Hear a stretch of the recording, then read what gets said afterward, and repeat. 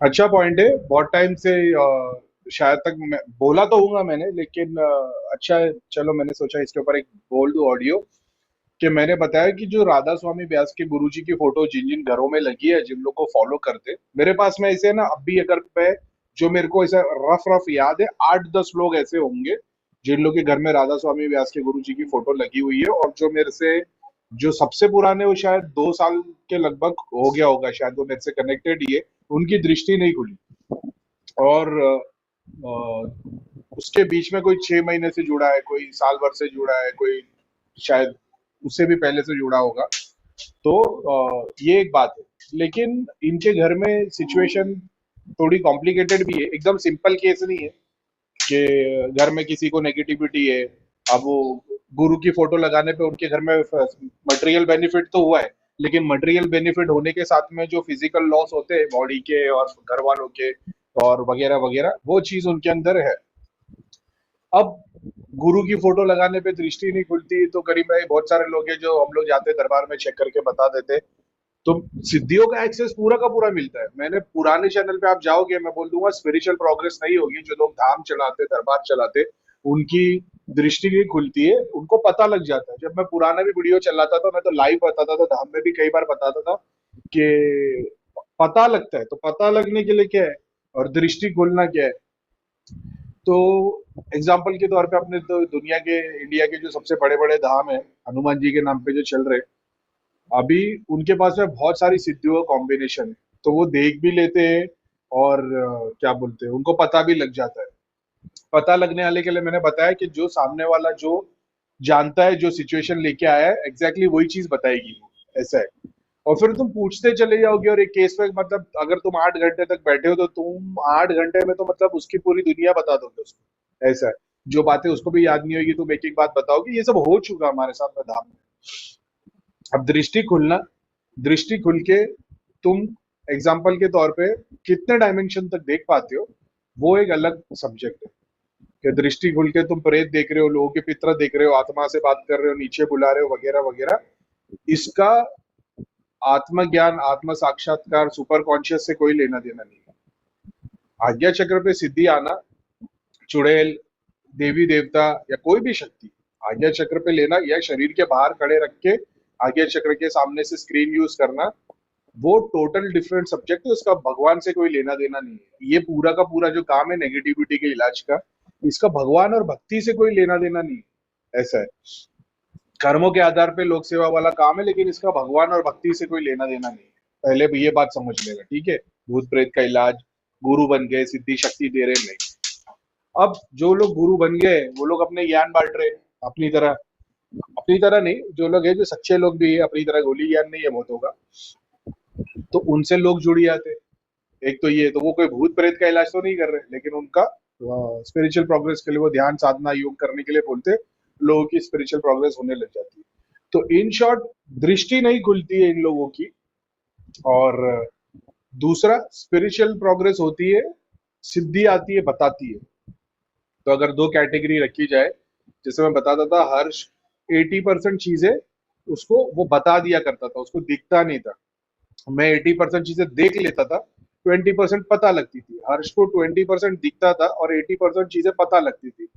अब होता ये था कि दोनों बैठे एग्जाम्पल के तौर पे, तो हर सामने वाले के बारे में वो सारी बातें बताएगा, जिससे वो कन्विंस हो जाएगा कि तुम्हारे घर पे ये माता को तुमने भोग चढ़ाया था, तुम वहां गए थे, तुमने ये गलती की थी, ऐसा। तो सामने बोले, हाँ ऐसा था। अपन क्या करते थे, अपन देखते थे भाई इसको तकलीफ क्या है, अच्छा बॉडी में यहाँ पे, शरीर में यहाँ पे, घर में यहाँ पे, और इसकी सोर्स इधर है। तो बोलते थे। अब उस वक्त ऐसा था कि बस धाम में क्रिया करा दो। जब वहां से अलग हुए तो अपने को पता है, मतलब फिर दूसरा फोकस है ना। पहले ऐसा था पैरासीटामोल सबको दे रहे, तो जो भी बुखार का केस है बस पैरासीटामोल दे दो।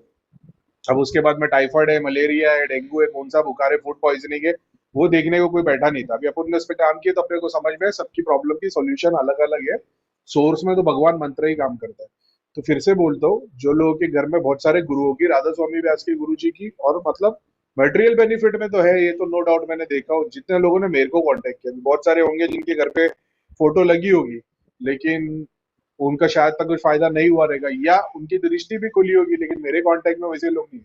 मेरे कांटेक्ट में जिन लोगों की दृष्टि नहीं खुली, उसमें से एक कैटेगरी ये है जिन लोग ने घर में राधा स्वामी व्यास के गुरु जी की फोटो लगाई, इसलिए मैं बोलता हूँ निकालता हूँ। और भी कुछ अलग अलग गुरुओं की निकाली, क्रिया योगा वाले किसी भी गुरु से मेरे को फर्क नहीं पड़ता। वो उसमें क्योंकि वो वही प्रैक्टिस में आता है, तो एक तरीके से बोल दो तंत्र की और योग की प्रैक्टिस है वो। तो वहां पे मेरा कॉन्फ्लिक्ट नहीं होता। किसी के घर में हनुमान जी की मूर्ति है, शिव जी की है, माता की है, और चाहे जीसस क्राइस्ट की क्रिश्चियन वाली हो, इस्लाम वाले, यहाँ पे मेरे को कोई कॉन्फ्लिक्ट नहीं आता है। और इसके अलावा क्या, बस वही ये सिद्धियों का एक्सेस मिल जाएगा, बताना शुरू कर देंगे सामने वाले सब्जेक्ट के बारे में, इंट्यूशन स्ट्रांग हो जाएगा, 500 चीजें बता देंगे। और लेकिन दृष्टि नहीं खुलेगी। अब दृष्टि खुलना क्या है, भूत प्रेत वाला काम अलग है, लेकिन जब तुम सेल्फ रियलाइजेशन करते हो, आगे पीछे ऊपर नीचे दुनिया भर के एक्सपीरियंस करते हो, ये जर्नी समझते हो, अपनी लाइफ को छोड़ के ऊपर उठते हो, ये सब वाली जो दृष्टि है सहस्रा के ऊपर की, यहाँ पे तो जिंदगी में कभी पहुंचने नहीं देंगे। ऐसा है, अनलेस तुम गुरु को फॉलो कर रहे हो उनके रिचुअल्स के साथ, ऐसा है, तो फिर वो फिर अलग बात है, ध्यान साधना वगैरह वगैरह, वो पूरा का पूरा प्रोसेस ही अलग है। लेकिन यहाँ जो घर में तुमने गुरु की फोटो लगा के जो गोली गुरु गुरु वाला काम, खाली दिया अगरबत्ती कर रहे हो, नहीं होती उससे स्पिरिचुअल प्रोग्रेस। ऐसा है, मतलब सहस्रा तक नहीं आ पाओगे एक तरीके से। ये भूत प्रेत देखना, काम करना, ये भी स्पिरिचुअलिटी है, लेकिन स्पिरिट से काम ले रहे हो ना तुम, स्पिरिचुअल लाइफ, स्पिरिट्स की लाइफ के ऊपर से तुम काम कर रहे हो।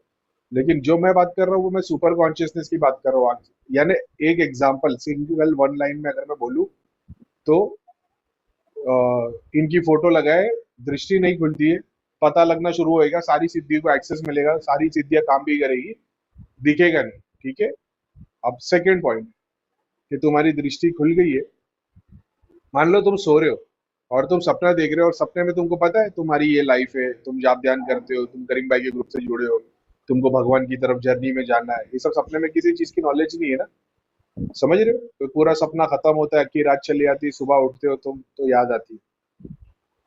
मेरे साथ ये नहीं हो पाता। मेरे को सपने में भी ऐसा रहता है कि हाँ, मैं अनलेस मैं बहुत डीप चला गया हूँ, तो मेरे को सेलेक्टेड सपने, सेलेक्टेड में कोई चीज खा लूंगा ना, मसालेदार ये वो करके, तो वो मैं डीप स्लीप में इरिटेशन वाले में जाऊंगा। तो मेरे जो इरिटेशन वाले स्पॉट है वो मेरे ये है कि भाई स्टेशन पे ही घूम रहा है, जो मैं जॉब करता था, कॉल सेंटर में काम करता था, ऑफिस में घूम रहा हूँ, यहाँ से वहाँ कॉल ले रहा हूँ, वैसे सपने। और जो मेरा पुराना वाला घर था जहाँ पे हम रहते थे, वहां के मेरे को सपने तीन चार है जो स्ट्रेस में मेरे को आते, जहाँ पे मैंने जिंदगी में बहुत स्ट्रेस देखा है, तो वो वाले ट्रिगरिंग करने वाले फूड खाता हूँ, तो मेरे को वैसे सपने आते। वरना मेरी नॉलेज में रहता। तो मेरा बोलने का मतलब ये है कि मान लो तुम मर गए, और मरने के बाद में तुम्हारी आत्मा बाहर खड़ी हो गई, तो तुम्हारे को ये वाली लाइफ की नॉलेज जरा भी नहीं रहेगी।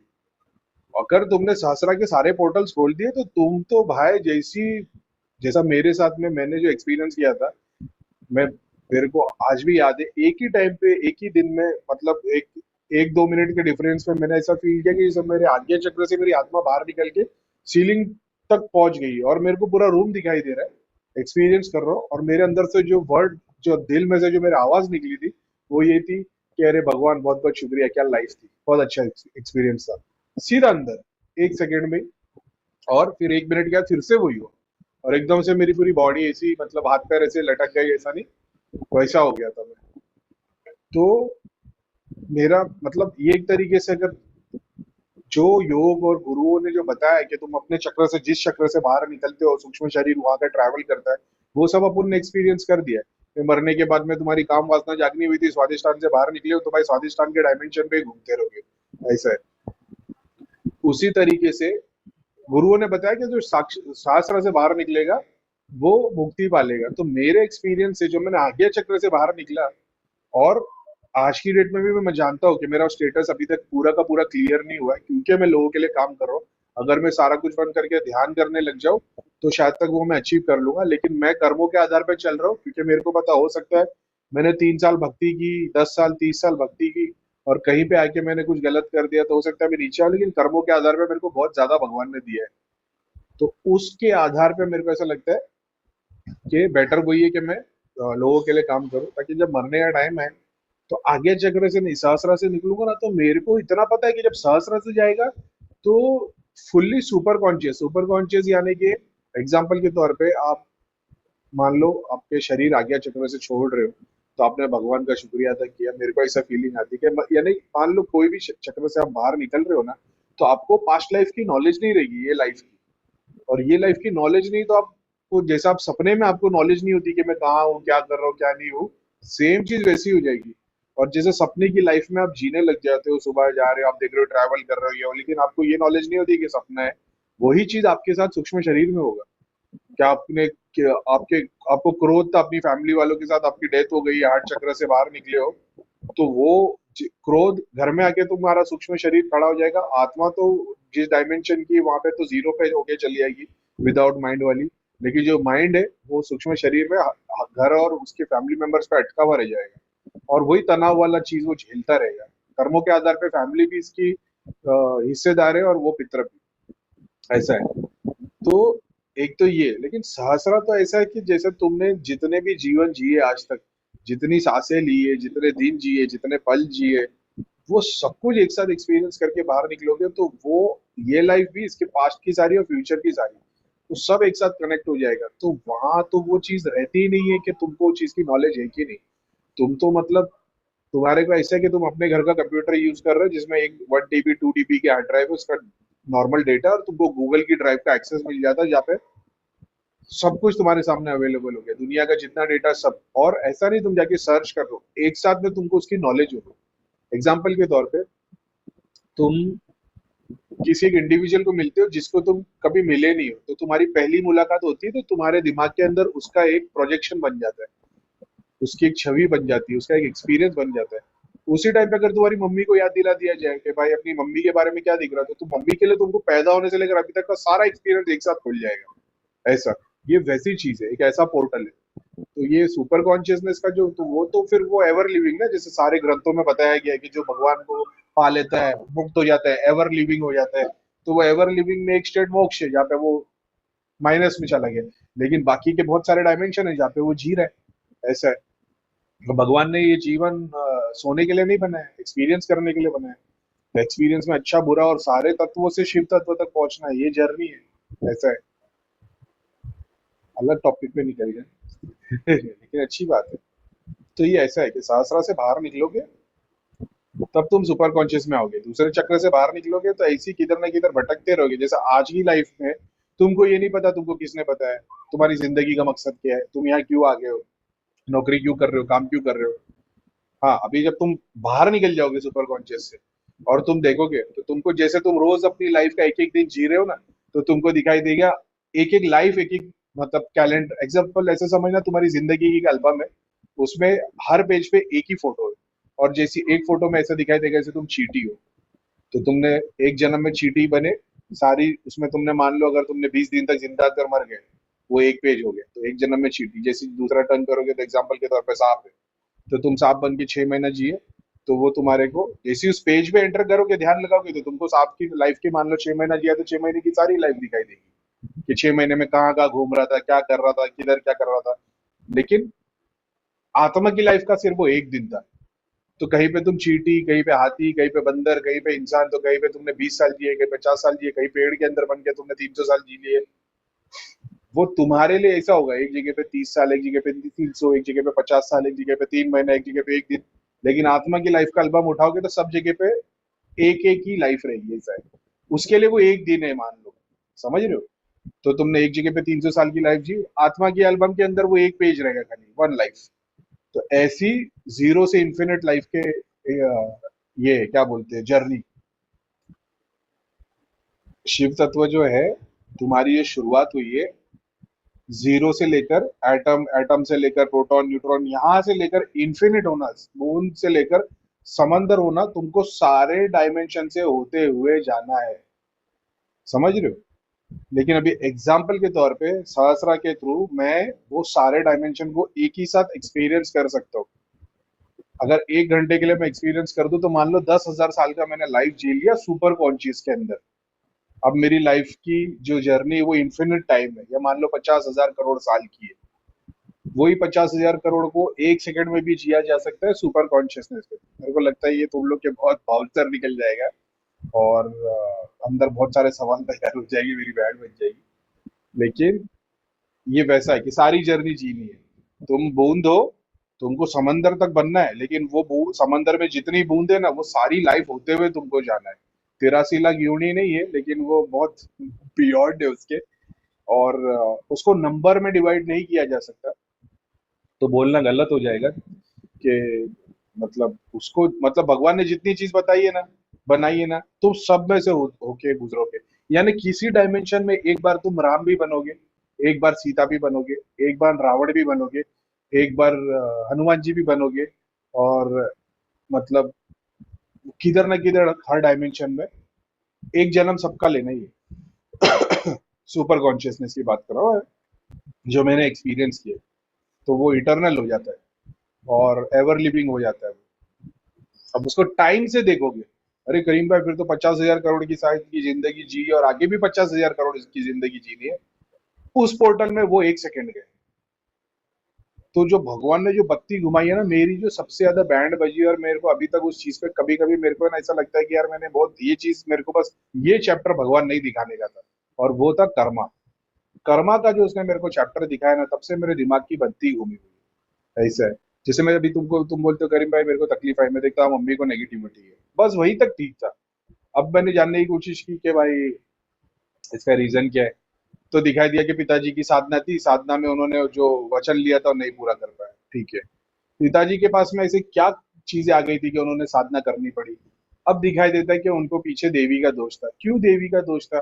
क्योंकि पिताजी की जो मम्मी थी, उन लोगों के घर में एक देवी पूजी जाती, तो उन्होंने देवी चेंज कर दी। क्यों देवी चेंज की? क्योंकि उनको किसी का श्राप लग गया था। किसी फकीर को उन्होंने घर से खाली निकाल के गाली वाली देके निकाला था, उसको श्राप लग गया। अब वो फकीर किसी देवी की पूजा करता था। तो अब ऐसा क्या हुआ कि वो फकीर उनके घर पे आए? ये वाली साइकिल जो मैंने देखा ना, मेरा दिमाग खराब हो गया, और मैं बहुत टाइम तक परेशान था। फिर मेरे सामने भगवत गीता वाला कोई एक वो आ गया था, गुरु जी ने बोले थे कि भगवत गीता में मेंशन है कि कर्मा को जानने को जाओगे तो पागल हो जाओगे। मैं बोला यार ये पहले किसी, लेकिन ठीक है, वो मैंने अपने एक्सपीरियंस से सीखा। अगर पहले कोई बता देता तो मैं शायद उस पर ये नहीं करता। लेकिन अब कर्मा को 100% अगर समझ लिया जाए, तो फिर ऐसा लगता है लाइफ वैल्यूलेस है। भगवान ने क्या ही बनाया, कि देखने वाला भी मैं, पिक्चर में काम करने वाला भी मैं, एक्टर भी मैं, कोरियोग्राफर भी मैं, सिंगर भी मैं, और जो ऑडियंस आएगी वो भी मैं। तो वो एकदम बचकाना भी लगता है, लेकिन वो उसके अंदर खड़े रहे, आउट ऑफ द बॉक्स देखोगे तो। लेकिन जैसे ही उसमें एंटर करते हो तो फिर सब कुछ इंजॉयबल है। तो बहुत कर्मा में मेरी बहुत बैंड बजी है। ऐसा अभी तक मेरे को उसके ऊपर क्लैरिटी नहीं है मेरे, क्योंकि मेरे को पता है मेरे को उसमें बहुत ध्यान देना है। लेकिन ठीक है, इतनी तो फुर्सत ही नहीं मिली। In simple and short, Radha Swami Beas की फोटो अगर कोई घर पे लगाया रहेगा तो उनको मटेरियल बेनिफिट मिलते हैं, सिद्धियों का एक्सेस मिल जाता है, सिद्धियां बताने भी लग जाती है, दृष्टि नहीं खुलती। ऐसा है, सपने में भी चीजें देख लेंगे घर में क्योंकि नेगेटिविटी, लेकिन जो लोक दर्शन और कॉन्शियसनेस के बियॉन्ड जाने वाली बात है, और अपनी जर्नी और वगैरह वगैरह, आत्मज्ञान वाली बात है, वो वाला एक्सपीरियंस दृष्टि के रूप में नहीं होता। ध्यान में वो एक्सपीरियंस कर सकते हैं। ऐसा है, जैसे तुम आम खा रहे हो, तो देख रहे हो, उसका कलर देख रहे हो, उसको मतलब एक्सपीरियंस कर रहे हो। एक एज पे तुम्हारी आंख पे पट्टी और बस तुमने आम को मुंह से खाया है, तो तुमको वो स्वाद है, खुशबू है, लेकिन वो बाकी चीजें तुमने देखी नहीं है, तो वो एक एक्सपीरियंस का क्वेश्चन मार्क रह जाता है। बस इतनी सी बात।